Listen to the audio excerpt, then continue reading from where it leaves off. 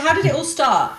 I was working full-time at Aston Martin, started growing the chilies probably in 2010, 2011, put up a greenhouse, grew too many chilies in 2013 on a massive scale, like right, what we're going to do with all these. Somebody convinced me for 20 quid a good and go and do London's first chili festival, which is called the Festival of Heat.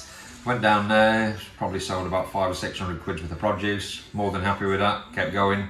Did Burton Chili Festival at Christmas, the rest history. 2 years later, quit the full-time job at Aston Martin. So that's kind of it in a nutshell, really. Amazing. And now we've gone from just making preserves and growing chilies to doing Indian takeaways. So what's next? Who knows? Yeah. And how many different varieties do you grow then? So last year we had 70 varieties on, but that was because we were doing a little bit of seed reproducing for somebody that was in the northeast. Average, we'll probably grow 35, 40 different varieties. This year I think I've put 20 in. Start of the year I could see things were going a little bit pear-shaped. Probably knew that I didn't need to sell the amount of wholesale that I normally sell. Because what I'll generally do is keep half the crop for myself, so half the grow's mine, and I'll grow the other half for other producers similar to myself. So that's a bit more of a revenue income. So that basically pays for the rent on the polytunnels and whatever else that the chili farm needs. Yeah. Therefore, what fruit I take out is basically free.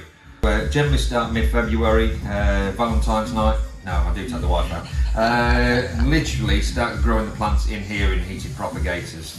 So what we do once we've propagated them, 3 to 4 weeks, the plants have come through, there'll be a little loop, you'll get a few grow leaves. Once there's 4 true grow leaves on there, not the first 2 leaves, which are called cotyledons, they're the fake leaves that you'll always get with every plant, you then basically transplant them into a 1 litre pot.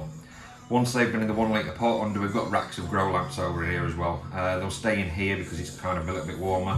They will stay in the 1 litre pot until the start of May, then we'll plant them out into 20 litre pots, and that's the final pot. So basically it's 3 stages: propagation, putting them on, and then putting them in the final pots.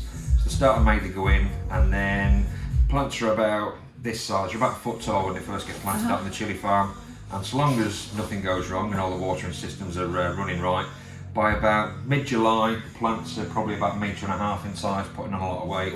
And come September, you're looking at plants that are about 6 to 7 foot tall. And I will get anywhere between 1 and 5 kilos of chilies per plant.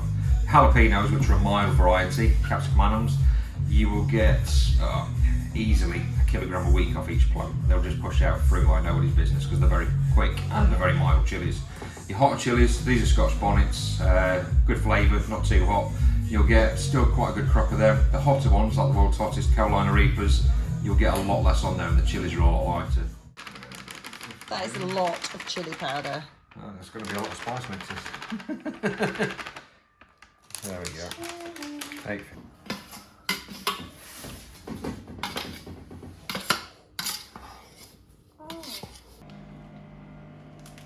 There you go. So, nothing coming out the bottom. Mega. And the takeaways kind of started a bit like the making the chutneys. You kind of Came just out of fell nowhere. into it, didn't you? Yeah, literally having, cooked a couple of meals one night, my wife said you should offer that to the people in the WhatsApp group on the road. Lo and behold, did. Got quite a lot of takers, and it kind of stemmed from there.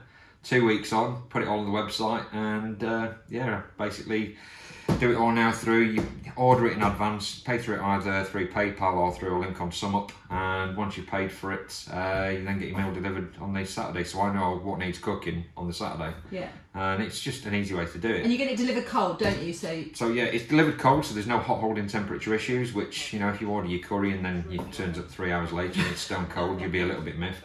Yeah. So out of the dishes that I do, the ones that are really good sellers, we even built a small tandoori oven out the front. Awesome. So that took me half a day to build, and that's basically got fire bricks in there, sand and a few other bits and bobs, and literally it is a small clay pot. I can make about 10 portions of chicken tikka in there at a time, and that does taste amazing. So we'll do sheep kebabs in there. I've tried naan breads, but it's just a lot time consuming. It's knowing, pick your battles. That was one that's too much effort for the amount of time that you can do. So the chicken tikka is a really good seller. Saletti beef, that's a really good seller. That's a really aromatic stock. It's quite a loose sauce that comes with it, slow cooked beef. We've then got a Rajasthani lal mas, which is like a really refined lamb rogan josh. Chettinad chicken, And also we've got chicken zakuti, which is a Goan style dish that is kind of roasted coconut and then made into a lovely sauce. You're making me hungry. The best selling prawn dish is my king prawn chili masala, which is almost Indian, Thai, Malaysian. So it's got lemongrass in there, lime leaves, fresh curry leaves, slow roasted peppers, tomatoes, fenugreek, fennel, a lot of different things. It tastes absolutely amazing. So lots of different things. So it's not, we've got a couple of the standard things on there. We've got chicken tikka masala. It's the nation's favourite curry, but it's not just a chicken tikka masala because it's done in spices way. And the cardamom butter chicken. You've got to have something there for the people that don't like hot curries. Something that they know what it is. It's kind of the way I always pitch the business. We do a mango chutney, but we do it our way, and then we've got the India Joy Wilder. The one thing I would say is, how many Indian takeaways out there actually make all their own chutney, actually make everything from scratch? Yeah. We do, and that's one thing I'm really proud of.